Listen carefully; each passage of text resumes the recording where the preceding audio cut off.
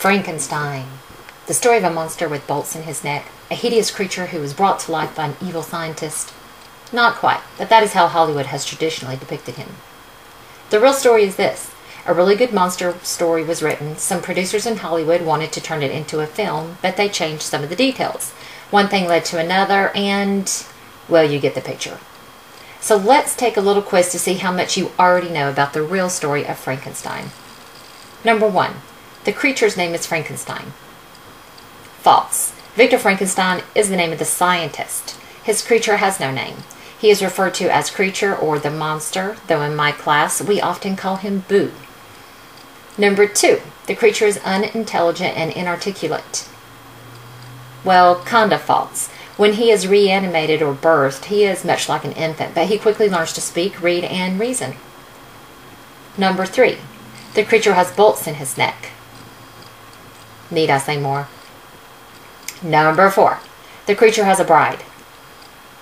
Boo wanted one, but Victor refused to make another, so this is just another fallacy created again by our movie producers. However, in the novel, Boo does decide to kill Victor's bride Elizabeth since Boo could not have a bride himself. Number 5. The creature is larger than a normal man. Absolutely. Victor found working with minuscule parts to be difficult, so he chooses from among the largest body parts in the charnel house or in the morgue that he could find.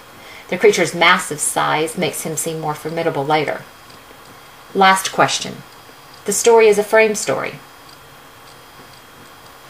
Yes, it is. The story's real narrator is not Victor Frankenstein, though the novel bears his name, nor is Boo the narrator. That is the story within the story. The real narrator is a man named Robert Walton, who is repeating the story Victor told him, including the parts of the story when Boo was talking to Victor, who in turn told Robert, who is in fact the narrator, who is writing all this down in a letter to his sister Margaret. So while this story is a story within a story, it is also called epistolary. The novel Frankenstein is known as the very first science fiction novel. An interesting question is how this novel came to be about. You see, Mary Shelley was the daughter of Mary Wollstonecraft and wife of poet Percy Bysshe Shelley and close personal friends with Lord Byron. In the summer of 1816, Mary and Percy traveled to Switzerland to visit Lord Byron, but rainy weather confined them all indoors, so they passed the time by reading ghost stories by firelight. The friends devised a contest to see who could tell the scariest story. Byron and Shelley dropped out. They did, however, encourage Mary to turn her story into a novel. The book was published in 1818 when Mary was only 21 years old. The book was partly inspired by a conversation Mary had overheard between her husband Percy and Lord Byron talking about galvanism and Darwin's experiments.